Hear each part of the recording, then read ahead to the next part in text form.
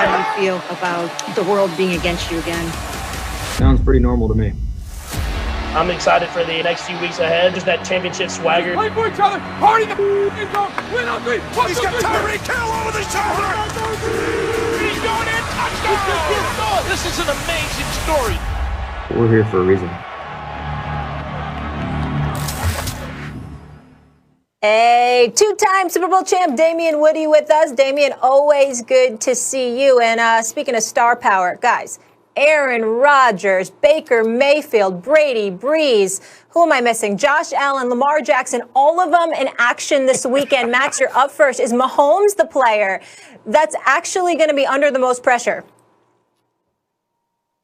Easily, because the Chiefs are expected to win the Super Bowl. And they're expected to win the Super Bowl because they have Patrick Mahomes.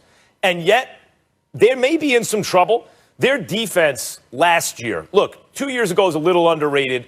Last year, people saw it had gotten better. But mainly, as we know, this time of year, it's how are you trending? It's a war of attrition, the NFL. You're not the same team at the end of the season every season that you are in the beginning. And the Chiefs' defense in particular is trending in the wrong direction over the last, third of the year. The last month and a half of the season was trending in the wrong direction. And as a result, they've had some close games. Patrick Mahomes is expected to make that a moot point.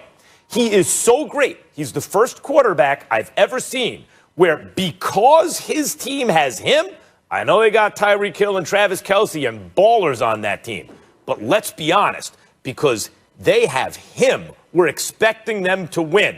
His reputation takes an enormous shot if they lose. If he can't overcome, all of a sudden it's like, wait a minute, Aaron Rodgers won the MVP this year.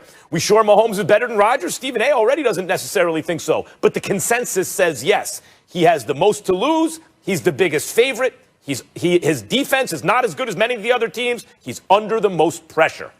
I would say Lamar Jackson is. Primarily because he's going up against Josh Allen, who's another young lion on the come up and is an MVP candidate. That would be the reason why Max Kellerman, of course, that he got rid of most of the pressure because he finally won a playoff game, which is something I alluded to early in the week. But nevertheless, when you're going up against a young lion, it's not only that Patrick Mahomes has already arrived and he's already there, not just as a guy that once threw 50 touchdowns in the season, won league MVP honors, and then the following year won a Super Bowl and is universally recognized as the best, not just in the game today, but arguably the best who have ever done it in this short period of time. But now you've got somebody on the back end coming up in Josh Allen, who's a Buffalo Bill. By the way, they made the playoffs last year. They made it again this year. They're the number 2 seed. They won 13 games. He threw for over 4,500 yards and 37 touchdowns. He's been flat out balling. And so as a result, when you look at it from that perspective, think about it for a second. We've talked about Deshaun Watson. We're talking about Lamar Jackson. We've been talking about Dak Prescott all year long because of his contract and things of that nature.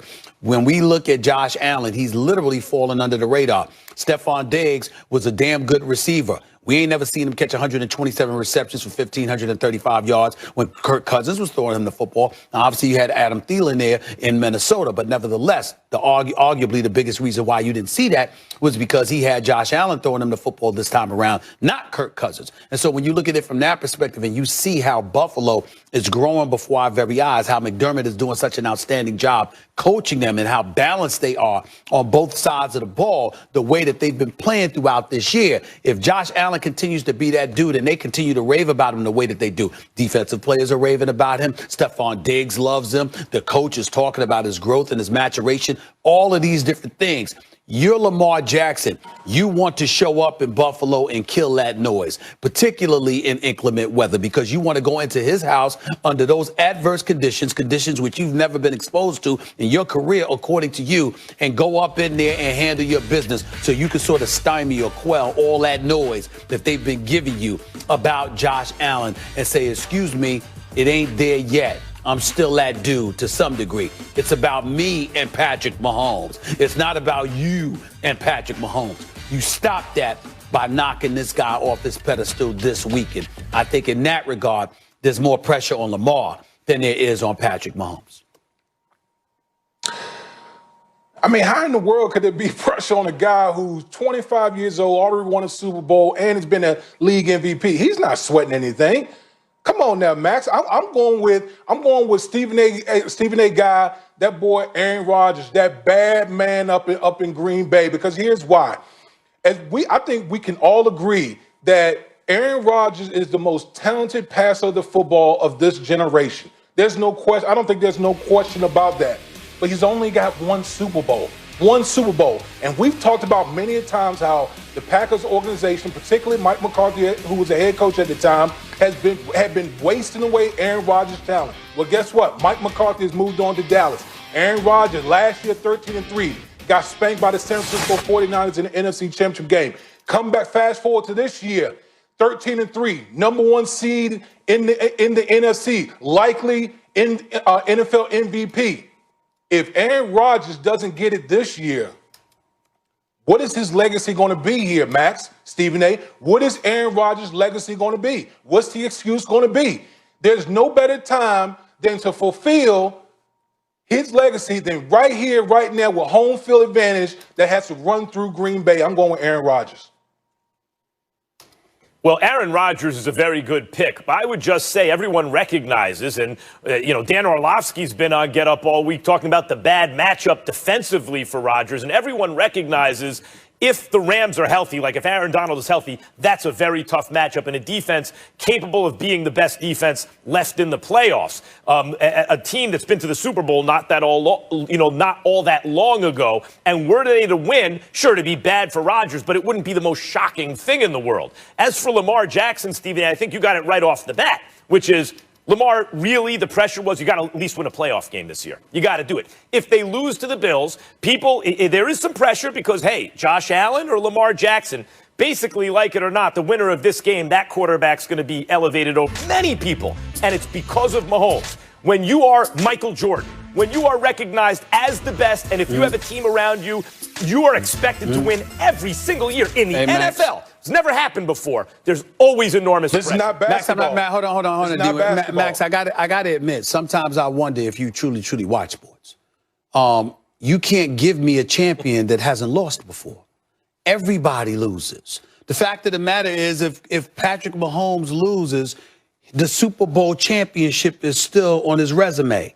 The league MVP is still on his resume. Him showing up and producing individually as well as leading his team is still on his resume, and he's got at least a decade to do it even more. So guess what? He'll just come back another time. You're Lamar Jackson. You still learning how to get over that hump. You just learned how to win a playoff game. You Josh Allen, you want to come up. You're trying to stop all of that momentum from building because you still want to be that dude. And remember, Lamar Jackson is still a reigning league MVP. So we got to take all of those things into consideration and look at it for what it is. I don't think there's that much pressure on Mahomes. Yeah, they got the best record in football and the expectation is to win.